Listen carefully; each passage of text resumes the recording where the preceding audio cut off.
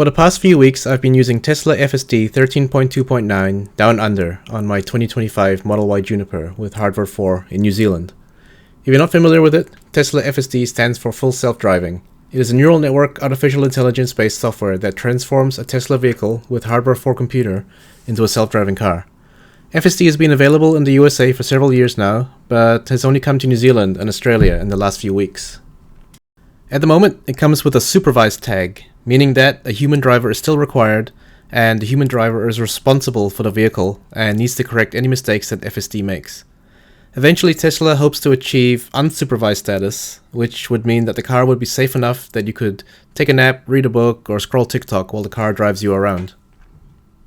I'm making this video to be an overview of my experiences, and as sort of a marker in the timeline of vehicle autonomy. I want to be able to look back in 1 or 2 years to see how much has changed, or if progress has stagnated. Currently, Tesla FSD 13.2.9 can drive you almost anywhere, but it does screw up in more complex situations, which you'll see later. It handles steering, acceleration, braking, turns, lane changes, merging, traffic lights, bad drivers, and more. Basically, it can do everything a human needs to do to get from A to B. But it absolutely does need to be watched carefully, as it can make mistakes. First, I'll show a bunch of highlights of some interesting good behavior that FSD has shown, and then I'll show some bad behavior that it has shown. Apart from basic maneuvers, FSD also exhibits some more complex human-like behavior. It is courteous to other drivers, without letting itself get bullied. In these two clips, FSD notices cars waiting to pull out. FSD patiently leaves room for them, and only proceeds once they have joined the road. And FSD seems to be very safe around pedestrians. Here FSD is about to notice 2 pedestrians on the right, looking like they're about to step onto the road. It seems to read their intentions and stops to let them cross. And of course the robot car gets a nice thank you wave. Shortly after more pedestrians cross, and as soon as the last person's foot is almost off the road, it begins accelerating. And FSD, of course, also understands pedestrian crossings just fine. Nice.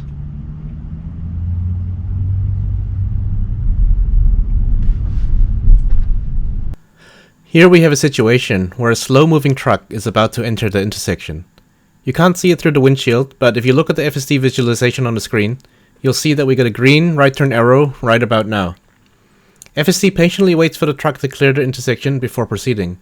Though, we do end up getting a honk from a few cars behind because FSD was being a bit too cautious waiting for the truck to fully clear the intersection. And FSD seems to handle narrow suburban roads with ease. Here FSD correctly pulls to the left to let ascending traffic through, then, once clear, immediately proceeds. Then to further complicate things, a truck suddenly appears, and FSD patiently waits until there is enough room before proceeding. And whenever there is a vehicle blocking the left side of the road, FSD has no problem smoothly going around it. It seems that FSD is able to accurately calculate the trajectory of other cars, and won't overreact when a car is not going to cross its path. FSD also does the right thing at busy intersections. It doesn't enter if the intersection exit is blocked. In this clip you can see FSD stopping at the start of the intersection and correctly waiting until the car in front leaves enough space for us to exit before proceeding. And again, in this clip, FSD patiently waits until the intersection clears, unlike the human drivers in the left lane. And of course this is Auckland, so there's roadworks everywhere. Here FSD handles driving on the other side of the road through construction just fine, and correctly moves to the left after the cones end. And in this clip, I forced the car into a dead-end street and activated FSD. FSD smoothly executes a 3-point turn to turn around and get out.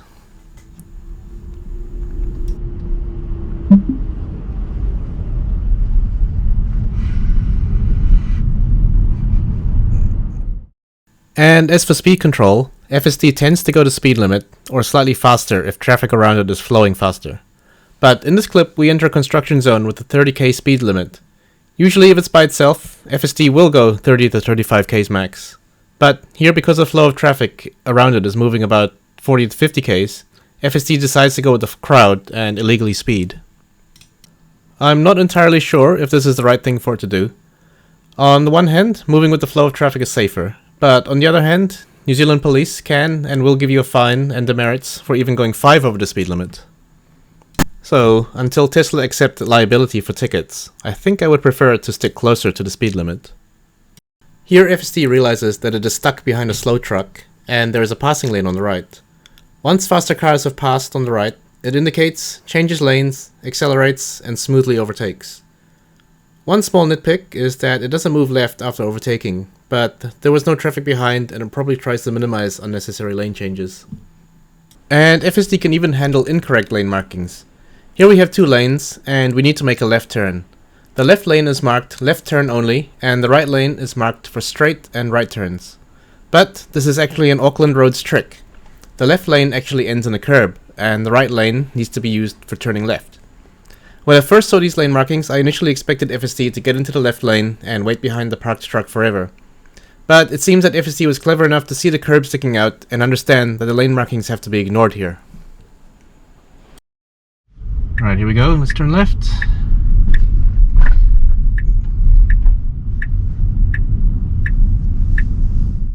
And here we have a rural automatic stop-go construction light.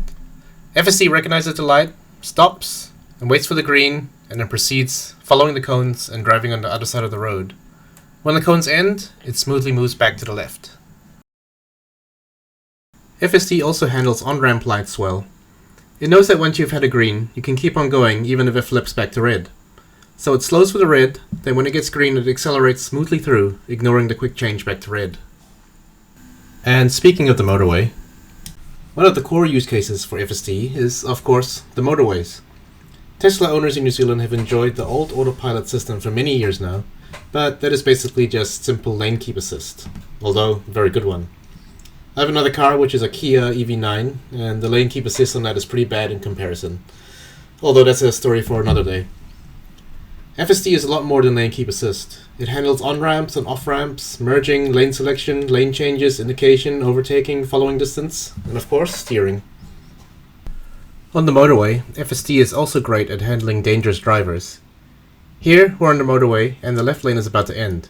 You can't see it right now, but there is a ute a few car lengths behind in the left lane.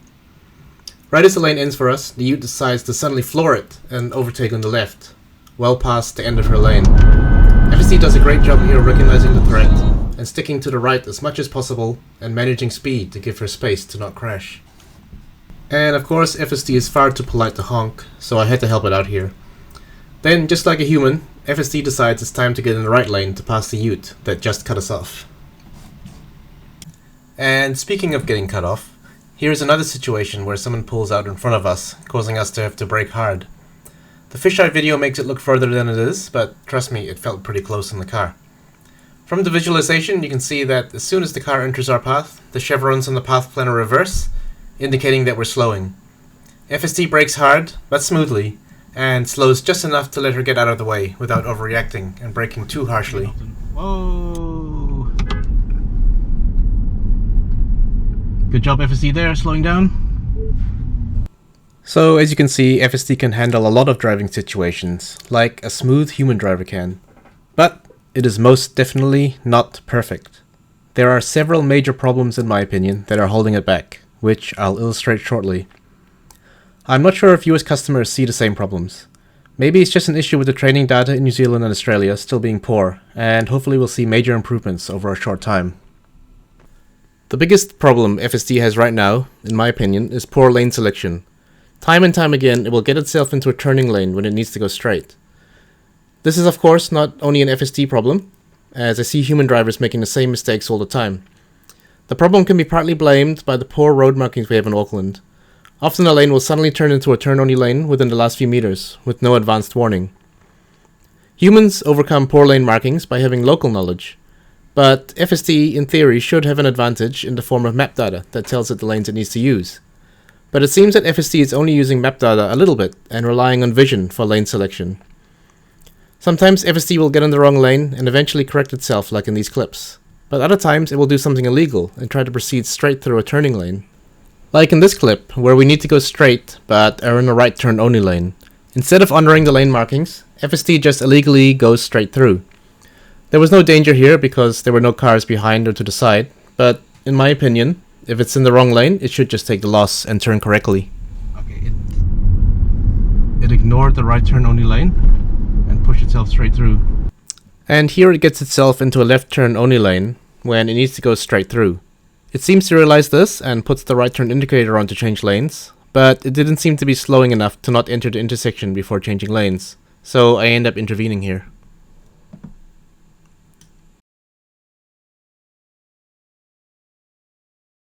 And in this clip, the lane we're in turns into a right turn only lane, but we need to go straight. FSD makes no attempt to change lanes here until the very end, when it wants to change lanes in the middle of the intersection and cut off a truck. I end up having to intervene here to prevent it from cutting the truck off. Here FSD seems to again be fighting with the nav. It needs to go straight through, but for some reason FSD wants to go left and puts the left turn signal on. As it starts to turn left, it suddenly changes its mind and decides to go straight, just as a truck is passing us on the right. Luckily, it seems to realize that it's screwed up and slows enough to let the truck go past before accelerating again. Sometimes FSD also seems to have a problem with keeping left. Here we are approaching a stop sign in a rural area. As we slow, FSD suddenly thinks that it should be driving on the right side of the road as we approach the stop sign island. I disengage FSD, correct the car, and then re-engage. Then, just a few seconds later, there is a brief blip where it wants to drive on the other side of the road again, before it realizes and self-corrects. On narrow rural roads, I found this to be a common theme, with the problem happening multiple times in one drive. It's almost as if FSD was having brief PTSD flashbacks back to its time driving in the USA, then suddenly waking up and realizing that it should be driving on the left in New Zealand. It does make me wonder if there is some US training data left in accidentally. Here I had to disengage because FSD suddenly jerks to the right and the path planner looks like it wants to drive on the right side of the cones. And this right here is probably the worst behavior I've seen the car do. Here something suddenly flips in its mind and it decides to start driving on the right side of the road, and it stays there for a good while before I have to disengage. I'm not sure if it thought that the darker patches in the road were too bumpy, but even if it did, it should just slow down. It shouldn't drive on the other side of the road around the blind corner. It's on the wrong side of the road. In New Zealand, we often have roads that end in an intersection just around a blind corner. So to mitigate accidents, things like warning signs and judder bars are put in place. But here FSD seems to have no ability to read these warning signs and only seems to react to the intersection when it sees it, causing a bit of stress and hard braking. Oh yeah, you did a bit of a hard brake there, but okay. And just while on the topic of stop signs, FSD will always do a full stop to zero at stop signs as required by law, something which most Kiwis don't do unless necessary. FSD also doesn't seem to read indicators on other cars. Here we are turning right, and there is an approaching car turning left into a giveaway, correctly indicating.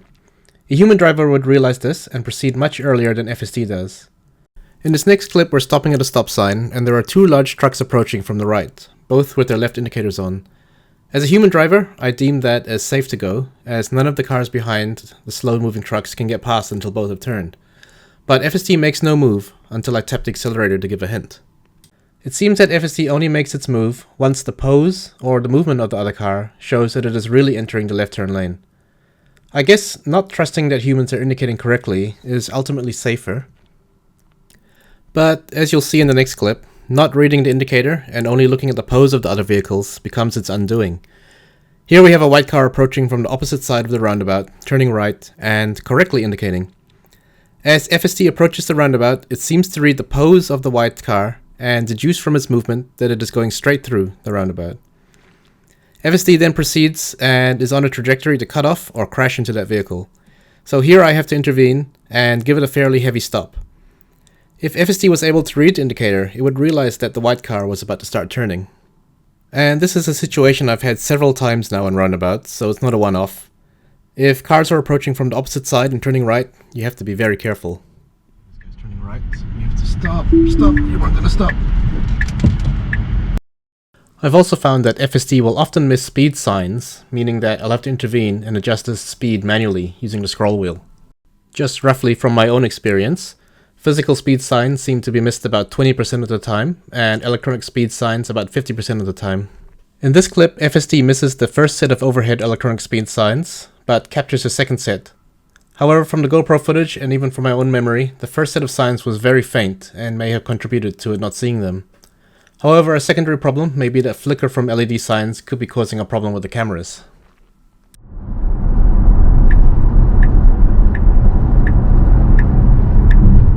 Yep, now I picked it up. And despite great traffic light handling most of the time, sometimes FSD still gets a little confused with traffic lights. In this clip we are turning right. There are 2 arrows on the traffic light poles controlling the right turn, but when at the front of the queue, it is only possible to see the farthest arrow. As a truck drives by, the red right turn arrow is blocked for an extended period of time. During this time, FSD appears to forget that there was a red arrow there and begins proceeding just as the truck is clearing out of the way, without having vision of the traffic light arrow. But as the truck clears, it reveals that the red turn arrow is still active and I have to intervene. It seems that because FSD could no longer see the red turn arrow, it decided to go based on the fact that it had a circular green light and could see no traffic approaching. I've had the same situation occur a few times in my drives, but not all on camera. I've also now been in a few situations where FSD seems to run a yellow that it really should have stopped for, leaving us to exit the intersection on a red. In the second clip, it even does this behind an unmarked police car, adding a little bit of stress. Here in this clip, FSD encounters a short green phase and makes no attempt to stop for the yellow, only starting to hesitate when it's already too late to not enter the intersection. I have to step on the accelerator and we essentially end up running a red. FSD also currently seems to have no ability to handle indoor parking buildings, and of course the terribly tight parking buildings that we get in New Zealand don't help. Here FSD confidently drives up the ramp, but gets stuck at the tight corner entrance. Then once inside, it seems to have no idea what to do. Nope, it's just gonna stop here, isn't it? Give it an accelerator boost. Come on, you can do it. You can do it. Nah, I gotta take over. It's too tight for it. Now turn left onto T to the right. Can you find a park for me? Park. Whoa! It's whipped over there. I'm on the wrong side of the road now. This is not a park. Do you think this is a park? I shall take. Another problem is just general inconsistency with its capabilities. For example, in this first clip, it has no problem avoiding standing water.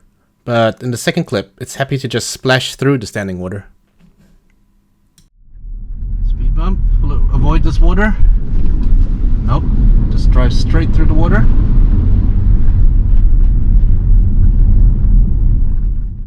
FSD tries to avoid large objects on the road, but is not always successful. In this clip, there is an election sign on the road after a windy day, with a big lumber post attached to it. FSD seems to make an attempt at avoiding the sign, but still ends up driving right over it. I will add that the human driver behind us also ends up driving over it too.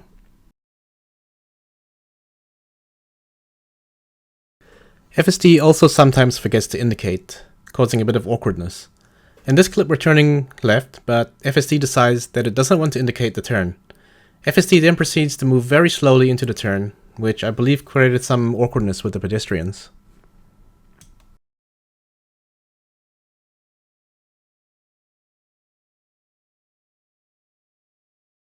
FSD also has issues on the motorway, with waiting far too late to get into an exit lane, and being too timid to change lanes in traffic. Here FSD struggles to change lanes for about 4 minutes. It has been driving in the right lane, but we're now 1.5 kilometers away from our exit and we have to cross 3 lanes. FSD puts its left blinker on, but is blocked by a car on the front left.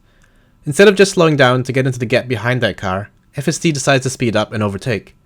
Then it activates the left blinker again, and again it gets blocked by the car to its front left. But instead of slowing down to get into the gap, it keeps accelerating past those cars again and again.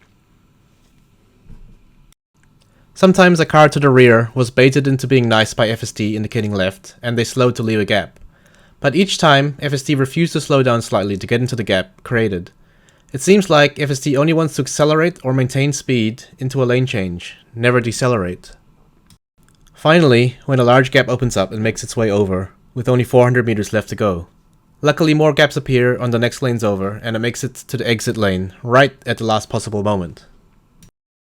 And of course, there are the unfortunate times when FSD just goes crazy. In this clip, we're supposed to be heading straight, and we are on the correct lane to do so, but for some bizarre reason, FSD wants to turn left here, even though the nav says to go straight. It then seems that the FSD brain and the nav brain start having a fight, with each trying to grab the wheel to go in a different way. And with no clear decision made, we end up slowly wiggling towards pedestrians on the sidewalk, which must have been very uncomfortable for them. You can even see one pedestrian take a step back in concern. I then end up having to intervene and complete the turn myself. Oh, okay. I have to take over here. It went crazy.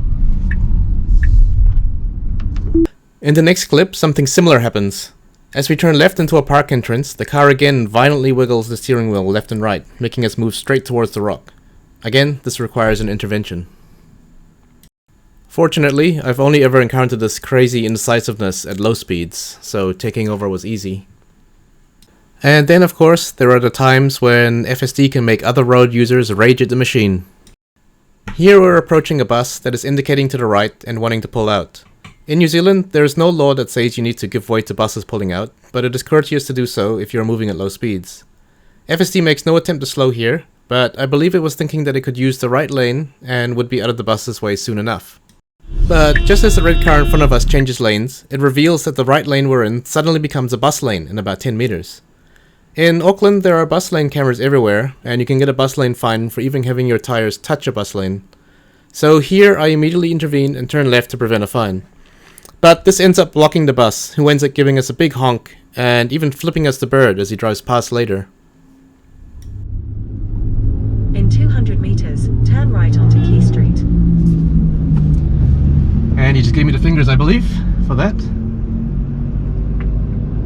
But I can't really drive in the bus lane, can I? Here my thinking is that FSD did not expect the right lane to suddenly turn into a bus lane, and it wanted to use that lane as we were turning right further ahead after the fork. The path planner seems to confirm that it was going to drive in the bus lane too. Personally, I believe this example is peak Auckland roads, where a bus lane can suddenly appear in front of you at any time without warning. So without any local knowledge, in the form of accurate map data showing where bus lanes are, I think that FSD has no chance at getting this correct, in my opinion. Before I mention the final issue, I just want to add in one more nitpick, but I don't have a good clip for it. When entering a turning lane with a flush median, FSD doesn't seem to always use enough of the flush median. It seems to often wait until the dash lines before moving over. This leads to some awkward situations where you have a car racing up in the flush median already, and FSD has to now merge with them. This might be slightly complicated, as I'm led to believe that in Australia it is actually illegal to use the full flush median, and you must enter the dotted lines. In New Zealand, we're taught, or at least I was taught by my driving instructor, and what I see others doing daily, is to use the full length of the flush median. The final issue that I want to add is that in my opinion, it is just too slow and cautious. It will often do less than the speed limit, wait at intersections too long instead of taking good gaps, and pulls out onto roads far too slowly, which can sometimes be dangerous. Perhaps because this is the first release, the cautiousness has been dialed up. In the USA, FSD users on the same version get 3 modes: Chill, Standard, and Hurry. In our Down Under version, we don't get any of those modes, so I assume we only have Chill. So, after showing the good side and bad side of FSD Down Under, do I recommend it?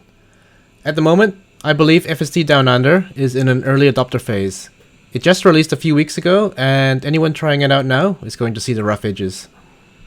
I can say, overall, it does reduce the stress and mental load of driving, if you treat it as a teenage learner driver that is driving you around.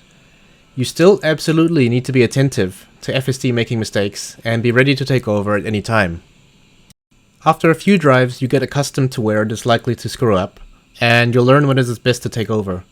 In the video clips, I only take over when necessary, but in reality when I'm actually trying to get somewhere, I tend to take over or give accelerator presses more frequently, when I know that FSD is being too timid or hesitating too much. If you use FSD to help you relax on the easy bits, with you taking over on the more rare difficult bits, then FSD will be a winner for you. But if you're expecting it to be your own personal chauffeur, then it's not ready for that just yet. Overall, FSD is extremely impressive, and I'm glad that Tesla is at least trying to solve autonomy. In the USA, they already have FSD version 14 on the way, so this video may soon be obsolete. And I expect that we'll see further improvements for more and better Down Under training data too. At the moment, in my opinion, I guess that FSD is already better than the bottom 50% of drivers out there. And with a good human supervisor, it is safer than just a human driving by themselves.